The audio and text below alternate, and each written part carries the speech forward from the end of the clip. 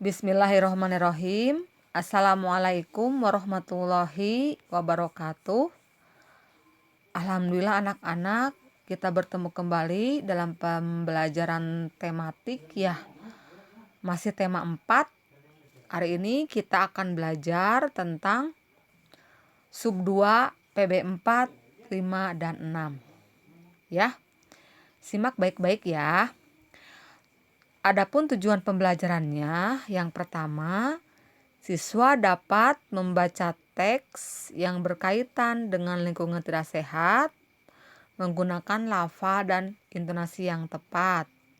Kemudian, siswa dapat melakukan pengamatan sederhana tentang lingkungan sehat dan tidak sehat. Selanjutnya, siswa dapat menyebutkan 3-5 sikap agar terwujud persatuan dalam keberagaman di sekolah dengan benar. Selanjutnya, siswa dapat menentukan bentuk bangun datar pada urutan berikutnya berdasarkan pola secara benar. Yang terakhir, siswa dapat menjelaskan manfaat hidup bersatu dalam keberagaman dan akibatnya jika tidak bersatu dalam keberagaman sekolah dengan benar. Anak-anak, materi yang akan kita pelajari hari ini yaitu menjaga lingkungan sekolah, kemudian pola bangun datar, dan terakhir manfaat menjaga persatuan dan akibatnya jika tidak menjaga persatuan. Baiklah, nah anak-anak, di buku kalian bisa dibuka ya, halaman 79. Nah, di sana ada bacaan yang berjudul Aku Malu Punya Pekarangan Sekolah yang Kotor. Sama kalian dibaca ya, menggunakan lafal dan intonasi yang tepat. Ya. Jadi intinya kita harus peduli terhadap kebersihan sekolah. Ya, kita akan merasa malu kalau pekarangan sekolah kotor. Karena akibat kalau pekarangan sekolah kotor itu ya, banyak siswa yang sakit, keindahan sekolah pun kurang terjaga ya. Jadi sudah seharusnya kita memudayakan sikap malu jika pekarangan sekolah tidak bersih ya. Oke, baiklah kita lanjut. Buku kalian ada halaman 80 ya, yang perintahnya amatilah gambar di bawah dengan teliti ya. Sambil mendengarkan, boleh sambil dibuka-buka bukunya ya, biar bisa langsung diisi kalau misalkan kalian sudah paham ya. Nah, di sana ada pekarangan sekolah yang tidak bersih. Sebelum ke sana, coba amatilah gambar di bawah ini dengan teliti. Diamati dulu itu gambar apa. Kalau sudah paham, sudah mengerti, baru diisi yang sebelahnya. Pekarangan sekolah yang tidak bersih. Bagaimana ciri-cirinya? Coba kita lihat sama-sama. Tuh ya, banyak sampah berserakan. Ya, kemudian rumput-rumputnya tidak terawat. Ya, terus banyak botol gitu ya, berserakan. Padahal di situ ada tempat sampah ya. Harusnya sampah bisa dibuang ke tempatnya. Tempat sampahnya sudah disediakan. Nah, di sini ya, bisa ditulis di sini. Nah, anak-anak kita lanjut ya. Ini di buku kalian halaman 83. Kita sama-sama perhatikan. Permukaan atas rebana berupa bangun datar lingkaran. Kalian tahu rebana? Kalau genjringan, kalau di ibu-ibu mah ya, coba kita perhatikan permukaannya. Ya, itu lingkaran kan? Ya, gendang juga kalau permukaannya mah lingkaran ya.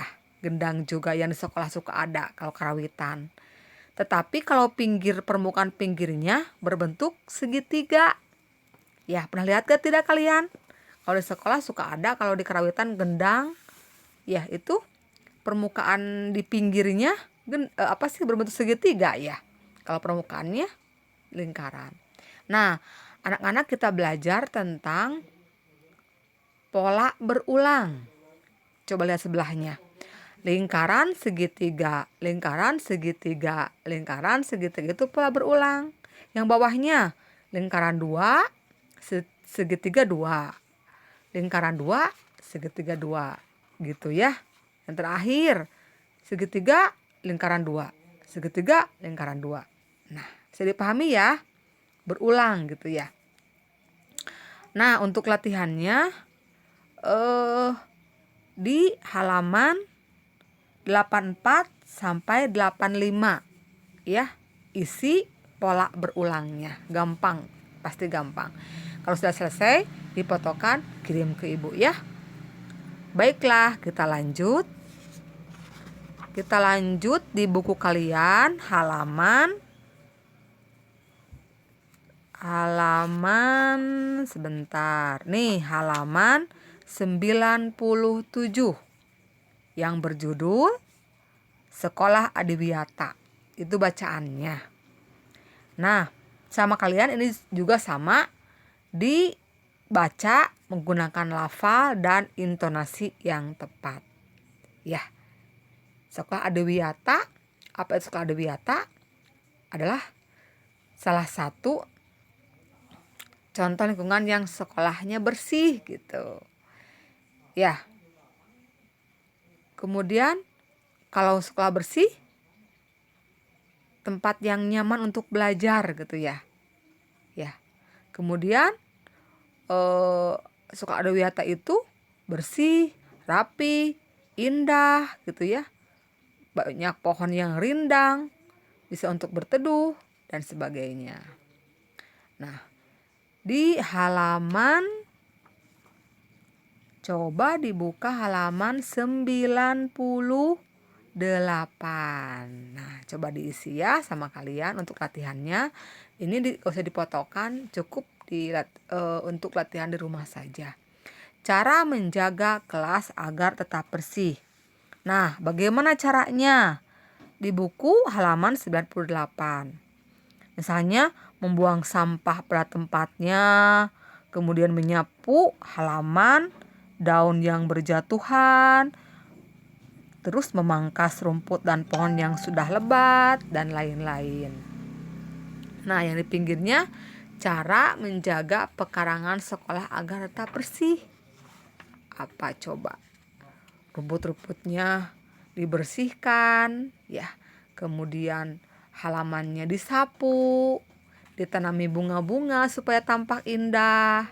Ya, banyak. Pokoknya bagaimana caranya ditata dengan rapi supaya pekarangan itu indah. Ya, jangan lupa pasti selalu ada tempat sampah supaya kalau ada sampah tidak jauh-jauh untuk membuang sampahnya. Oke. Lanjut lagi ya. Nah, di halaman 93 dibuka ya. Sikap yang harus dimiliki agar terwujud kebersamaan di kelas. Apa saja coba? Ini contohnya, saling menghormati walaupun berbeda agama.